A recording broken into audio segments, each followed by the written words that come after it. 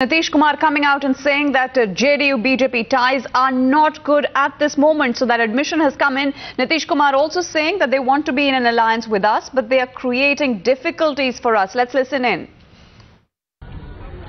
JDU तो हमेशा बैठक ही करती रहती है। JDU को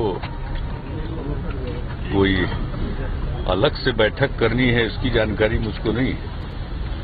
लेकिन अगर आजकल के हालात को लेकर के आप चिंतित हैं तो उसके बारे में जो भी होगा आपको पता होगा और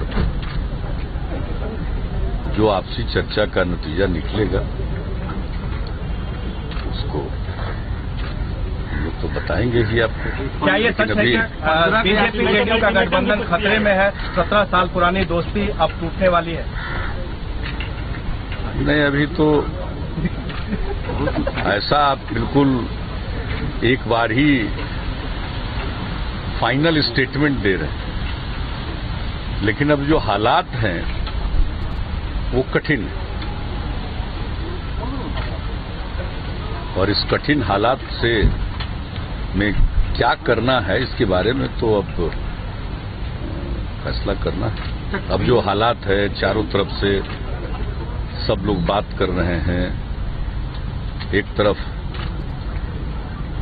लोग सुझाव दे रहे हैं कि साहब इतना पुराना है इसको चलाइए, दूसरी तरफ हालात ऐसे हैं कि कठिनाइयां हैं। तो अब इसके बारे में किसी ने ठीक ही कहा है,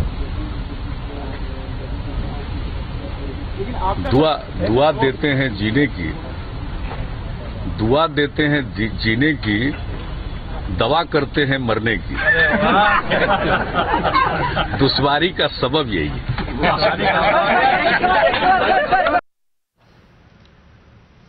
Well, the BJP-JDU ties seemingly have reached a point of no return, with the Lok Sabha MP of the BJP now saying that it was not just the JDU that Bihar voted for, but the alliance. अगर राजनीतिक नैतिकता की बात की जाए तो बिहार की जनता ने इस गठबंधन को 5 साल तक राज्य चलाने के लिए वोट दिया था।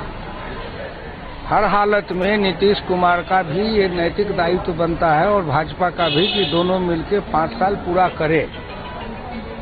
जो वोट पड़ा था उसमें भाजपा का वोट से जदयू जीता है और जदयू के वोट से भाजपा जीता है। अगर गठबंधन टूटे तब विधानसभा को भंग करा करके नया चुनाव कराना चाहिए और जिसको बिहार की जनता बहुमत दे वो फिर से अपनी सरकार बना ले। लेकिन मोदी की बात सामने निकल कर आ रही है, मोदी के नाम पे सहमति बनी पड़ी है और जेडीयू ने अपना अलग राग आप रखा है। क्या फायदा किसको आप देखते हैं, किसको बेनिफिट होगा गठबंधन टूटता है? देखिए, फायदा गैरफायदा से बात नहीं है।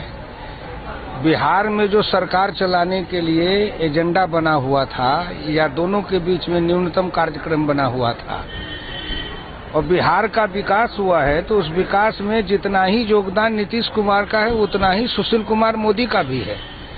लेकिन एक पक्षीय बात है, केवल नीतीश कुमार का जय जयकार किया जाता है। अगर भारतीय जनता पार्टी उसमें सरकार चलाने में सहयोग नहीं करती तो नीतीश कुमार अकेले कितना काम कर देते। इसलिए जो भी बिहार का विकास हुआ है उसमें दोनों समान रूप से भागीदार है।